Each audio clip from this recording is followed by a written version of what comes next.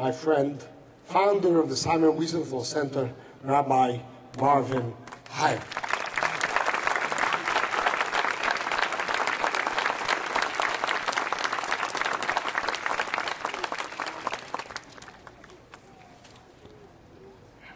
Manoma umanadaber.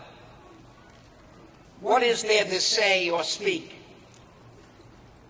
What has become of our world, ladies and gentlemen? Our hearts go out to all the victims in Mumbai on this horrific attack, Jews and non-Jews, the families of the murdered, the maimed, the traumatized, b'chol mokom shehem. Every Saturday night, when the Shabbat concludes, Jews around the world make a special blessing. Blessed are you, Almighty, Hamavdil ben Kodesh l'chol, who has separated the holy from the secular, ben ol l'choshech, light from darkness. Never has there been such a clear distinction between the world of light and the world of darkness. In one community, a wonderful 29-year-old Rav, Gavriel Holtzberg, and his 28-year-old wife, Rivka, Zichronom Levrocha, were in their Chabad House. And what were they doing there, my friends, as you heard? Helping people, meals for strangers, places to stay for travelers, counseling for the downtrodden and the forgotten, kosher food and a place to pray and study for those seeking spiritual sustenance. They could have stayed in Israel or in the United States. They had a child who died of genetic illness and another who is hospitalized with the same ailment. They had no political motivations. All they wanted to do with every fiber of strength that they possessed was to work hard for a better world. On the other hand, the young men who came by boat, they too had a task. Who should they murder today? Should it be the doctor, Mark, making his hospital rounds as they visited the hospital? Maybe nurses at their stations? Should they murder the mother shopping for her family, the grandmother walking near the hotel with her grandchild, or anyone who made the mistake of looking in their direction? The world has never experienced such a plague of darkness like the plague of Islamic fundamentalism, an ideology that reveres death over life, that teaches young people that the preferred way to get to heaven is by murdering and maiming.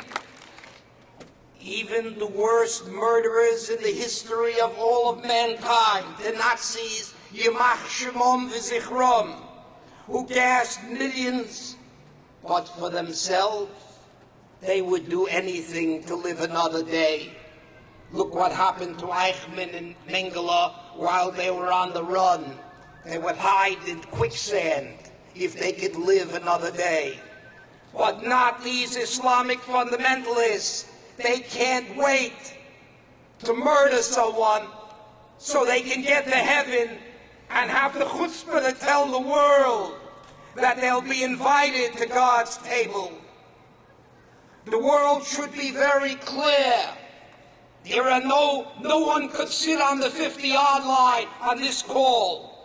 Achieving martyrdom by killing innocent civilians is an abomination. It's a concept that desecrates all religions, denigrates humankind, and defames God. But it is not only the terrorists. This is very important. It is not only the terrorists who bear responsibility. All the newspapers, all the television cameras tell you who the terrorists were. It is the religious leaders who programmed them, who inspired them, who sent them, who are equally culpable and are never mentioned. Joseph Goebbels and Julius Streicher never killed a human being, but they were named as major war criminals in Nuremberg because on a daily basis they poisoned the minds of tens of millions of Germans. That is exactly what the imams of the Islamic fundamentalists do, and nobody does anything about it.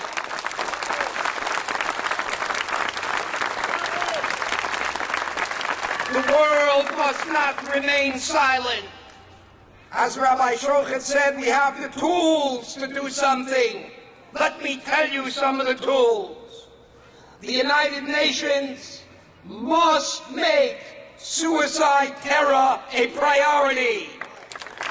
Why is it that the General Assembly of the United Nations can call special sessions, listen to the subjects, all of them important, that they have called special sessions for? Drug cartels, AIDS, disarmament, apartheid. What is missing?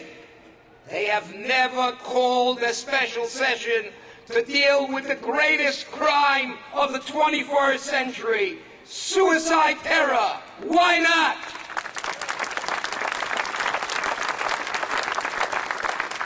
The other day, I saw somebody from San Diego on television, a philosopher and a doctor, and he said, the problem is that we don't understand the grievances of the terrorists. If we would listen to them, there would be more peace in the world. My friends, they're not the only ones with grievances. In the history of mankind, it should be the Jewish people, and particularly the generation of survivors of the Holocaust, who witnessed 1/3 of world Jewry gassed and murdered. They surely had grievances. But did you ever see children of survivors of the Holocaust blow up a hospital, blow up a hotel, blow up a school, or blow up a restaurant because they thought they had grievances?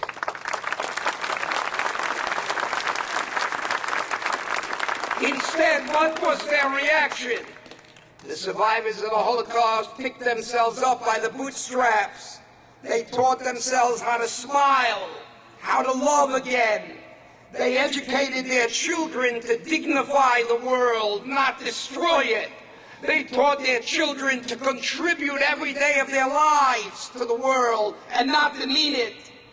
In keeping with that tradition, I'm sure the 2-year-old Moshe Holtzberg, who was miraculously saved, who has no parents now to take him to the bar mitzvah or to escort him to his wedding, I'm sure he will learn about his parents, and he will grow up following in their footsteps, teaching kindness and love, finding good in people, and rejecting violence and hatred. And to you, one final word to the supporters of terrorists, wherever you are. Your concept may be new, but we've seen your prototype before. You're not the first to threaten our humanity. For 3,500 years, we've seen your likes during the pogroms, the Inquisition, and the Holocaust, and we've never changed our belief.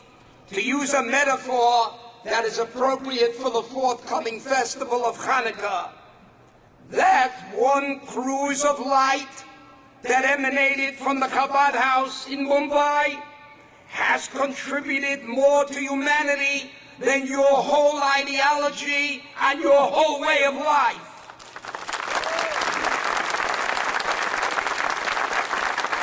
And the Jewish people whom you seek to destroy will still be here long after you and your haters have been deposited in the dustbins of history where you belong.